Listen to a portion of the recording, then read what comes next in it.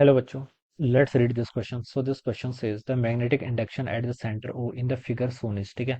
Centre O पर आपको बताना बच्चों, यहाँ पर आपको मैग्नेटिक इंडक्शन बोले तो आपका मैग्नेटिक फील्ड है, ठीक है। तो इस क्वेश्चन का बच्चों की कॉन्सेप्ट आप क्या लिख सकते हैं? द की कॉन्सेप्ट है, आप मैग्नेटिक फील्ड लिख सकते हैं, मैग्नेटिक इंडक्शन लिख सकते हैं, ठीक है, या फिर मैग्नेटिक फ्लक्स डेंसिटी भी बोलते हैं इसको, ठीक है। तो ये सारे क्या होंगे इसके आपके की क्वेश्चन, ठीक है। किसमें बताना आपको? सेंटर ऑफ द लूप, ठीक है। एक आपके पास सर्कुलर कॉइल है, ठीक है। इस तरीके से आपको अरेंजमेंट दे रखा है, ठीक है। और आपको यहाँ पर सेंटर पर क्या बताना? मैग्नेटिक फील्ड बताना है। ये आपका अरेंजमेंट कुछ इस तरीके से है, alright. This is the arrangement, ये आपका अरेंजमेंट इस तरीके से है।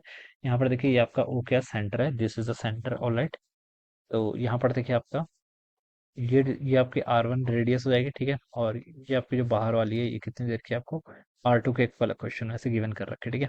करंट फ्लो कर रही है ऐसे, देखिए दिस करंट आपकी इस डायरेक्शन में क्या कर रही है, ऐसे यहाँ पर आपकी फ्लो कर रही है, ठीक है। करंट आपके यहाँ पर से ऐसे फ्लो कर रही है, राइट। ओ पॉइंट पर आपको बताना है, कहाँ पर? O point, this is the O point. O point पर आपको क्या बताना है? यहाँ पर आपको मैग्नेटिक फील्ड बताना है। क्या बताना है आपको? मैग्नेटिक फील्ड बोल दीजिए, ठीक है। देखिए सर्कुलर सर्कुलर कॉइल के कारण आपका मैग्नेटिक फील्ड का क्या फॉर्मूला होता था? सर्कुलर कॉइल के कारण आपका मैग्नेटिक फील्ड का फॉर्मूला होता है आपका नी not into I D L, ठीक है। ऐसे लिखते थे हम, नी not into I D L divided by कितना होता था? 4 पाई, ठीक है। अगर हम सर्कुलर कॉइल के एक्सिस को भी इंक्लूड कर लेते तो हो जाता था r divided by r square plus आपका x square to the power आपका 3/2। मान लीजिए एक्स एक्सिस क्या है? इसका एक्सिस है, ठीक है। हमें तो सेंटर बताना है, एक्सिस पे नहीं बताना। तो इस टर्म को आप यहाँ पर से क्या कर लीजिए, एक्स की वैल्यू आप 0 पुट कर लीजिए, ठीक है। और लूप के कारण देखा जाए तो देखिए बच्चों ये पूरा कितना एंगल बनाता है? ये आपका टू डी एल, अगर मैं देखें यहाँ पर ये एलिमेंट होता है आपका डी एल, ठीक है। अगर मैं इसको इंटीग्रेट करूँ तो टोटल तो आपका 2 पायर होता है।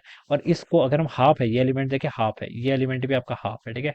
तो ये कितना होगा? 2 पायर का आधा यानी पाई आर के इक्वल होगा। तो इसको अगर मैं यहाँ पर पुट कर दूं तो नी नॉट आई डी एल की वैल्यू कितनी हो जाएगी? पाई आर हो जाएगी, डिवाइडेड बाय बच्चों से कितना हो जाएगा आपका? 4 पाई तो है ही, ठीक है। और यहाँ पर से आपका सॉरी ये आपका आर पार्ट 3/2, ये थोड़ा सा गलत हो गया, ठीक है। ये नीचे वाली टर्म में आता है सर, ठीक है। R square plus X square, ठीक है। यहाँ से ये टर्म आपके यहाँ पर से ऐसे होती है, ठीक है। अब देखिए यहाँ पर से कितना ऊपर तो आपका आर रहेगा, यहाँ पर एक्स को 0 पुट कर दो तो आर स्क्वायर और आर की पावर क्यूब हो जाएगा, ठीक है। आर की पावर क्यूब ये ऐसे लिख लीजिए, ठीक है। अब देखिए यहाँ पर से आर इंटू आर कितना? आर स्क्वायर, और यहाँ पर से ये भी कट जाएगा आर क्यूब, तो सिंगल आर बच जाएगा। पाई से आपका पाई कैंसिल, तो ये आपका देखिए नी naught I divided by 4 R के इक्वल हो गया। कितना हो गया? नी naught I divided by 4 R, ठीक है। तो बच्चों ये आपका क्या हो जाएगा? This will be the magnetic field, ठीक है। ये क्या हो जाएगा आपको? मैग्नेटिक फील्ड, ठीक है। इस एलिमेंट के कारण, ठीक है। आधी ये सर्कुलर लूप का देखिए सर्कुलर लूप के सेंटर पे तो आपको एक फॉर्मूला पता था, कितना होता है आपका? नी naught I divided by 2 R के इक्वल, ठीक है। उसका भी आधा कर देंगे तो नी naught I divided by 4 R जाएगा। तो डायरेक्ट ऐसे भी इसको हम याद कर सकते हैं, ऑलराइट। तो ये आपका मैग्नेटिक फील्ड आ गया इस पॉइंट पे, ठीक है।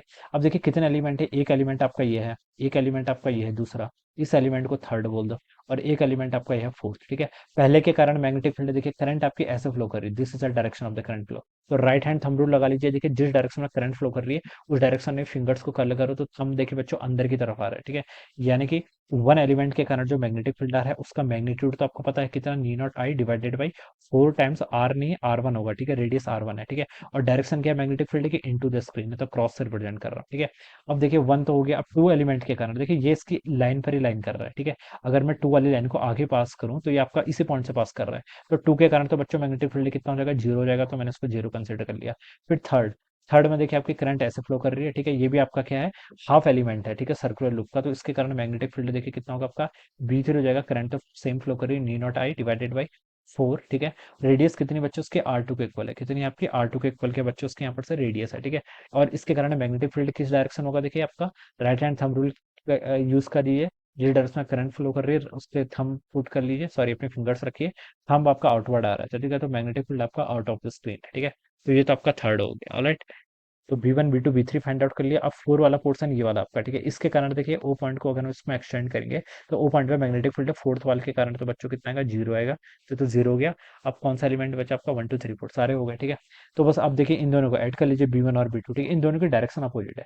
देखिए बच्चों V1 ज्यादा होगा, B2 ज्यादा होगा, तो देखिए मैग्नेटिक फील्ड आपका रेडियस डिस्टेंस के इनवर्सली प्रोपोर्शनल होता है। तो जिसकी R लेस उसका B ज्यादा। तो यहाँ पर R लेस किसका है? R1 का ज्यादा, तो इसकी वैल्यू ज्यादा होगी, ठीक है। तो बी नेट में लिख सकता हूँ कितना हो जाए आपका? B1 माइनस B2 के इक्वल, ठीक है।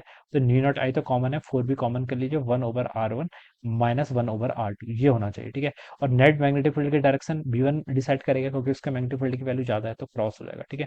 तो ये अगर मैच करें तो देखिए ए ऑप्शन से मैच कर रहा है, किससे? ए ऑप्शन से। So this would be the right answer of this question. तो इस तरीके से बच्चों क्या करेंगे? हम इसे सॉल्व करेंगे। So I hope you all understood this concept. All the best and thank you so much.